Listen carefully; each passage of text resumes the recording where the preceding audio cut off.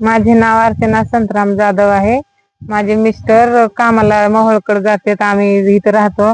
आणि आम्ही शुक्रवारी 4च्या सुमारास जेवायला बसलो होतो, तर ती भिंत आमच्यावर अचानकच कोसळली. आणि आम्ही आमच्या सासऱ्याला उठा उठा म्हणेपर्यंत ते प्लेट अंगावर पडले, तर अशी एक अडोंगर बोटावर सगळं बोट मोडले त्यांच्या. आणि आमच्या सगळं आम्ही घाबरून झालो होतो. घरी इथं कोणी नव्हते. आणि त्यांना ते प्रदीप त्यांना आम्ही सांगितलं, तर असं त्याने आमची इथं रात्रीच येऊन आम्ही असता व्हिडिओ आम्ही हे नुकसान झाल्यानंतर आम्ही वडिलांना दवाखान्यात घेऊन गेलो. दवाखान्यात गेल्यानंतर त्याच्या गावातले 20 ते 25 गाव गुंड घेऊन येऊन इथं दहशत निर्माण केलेली आहे माझ्या परिवारावरती. त्यांना आम्ही इकडे अंधारात एवढं मोठं कांड घडून सुद्धा पोलीस प्रशासन अशा लोकांना पाठीशी का घालते, त्याचे व्हिडिओ आहेत माझ्याकडे. त्याने त्या दिवशी इथे येऊन जे दहशत निर्माण केलेली आहे, तुम्ही JCB पाडलं म्हणून आमच्यावर दबाव दिला, आणि त्या दहशतीचा व्हिडिओ आहे. ते हसतात इथे येऊन, टोमणे मारतात आम्हाला. मग हे शासनानं चौकशी करावी, किंवा त्या पोलीस स्टेशनने चौकशी करायच्या अगोदरच आम्हाला पोलीस स्टेशन मध्ये टिकू दिलेलं नाही. रात्री बेरात्री येऊन अजून सुद्धा ते आम्हाला धमकी देते, तुम्हाला मारतो, तुम्ही कसं करता, कसं तिथं राहता. आम्ही एकट्या वस्तीने राहतो साहेब इथं. मग एकट्या वस्तीने राहिला आम्हाला रात्री निम्या बेरात्री याने येऊन मारहाण केली, आमच्या जीवाशी खेळ केला, तर ह्याला जबाबदार हे पोलीस प्रशासन, हे आठवले साहेब EP आठवले जबाबदार राहील.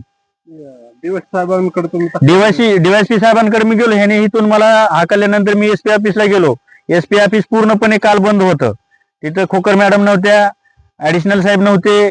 परत आमचे हे निलेश देशमुख हे रजेवर असल्यामुळे त्यांचा प्रभारी चार्ज राऊत साहेबांकडे होता. मग मी भ्रमणध्वनीवरून राऊत साहेबांशी मी संपर्क साधला.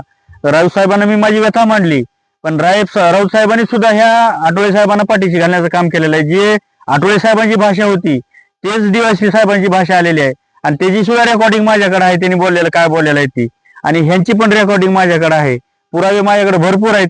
फक्त कारवाई होणं, देवेंद्र फडणवीस कडून, आमदार राणा जगजितसिंह पाटलाकडून ह्याच्यावर कारवाई होणं खूप खूप गरजेचं आहे. तर जनता तुमच्या पाठीशी राहील. नाहीतर एवढ्या अपेक्षेनं, मोठ्या अपेक्षेने जनतेनं तुम्हाला लाडक्या बहिणीनं जे तुम्हाला खुर्चीवर बसवलेलं आहे, त्या लाडक्या बहिणीचं पावसा पाण्यामध्ये घर संसार उद्ध्वस्त करायची कामं करायला असल्या अधिकाऱ्यांना तुम्ही पाठीशी घालू नका.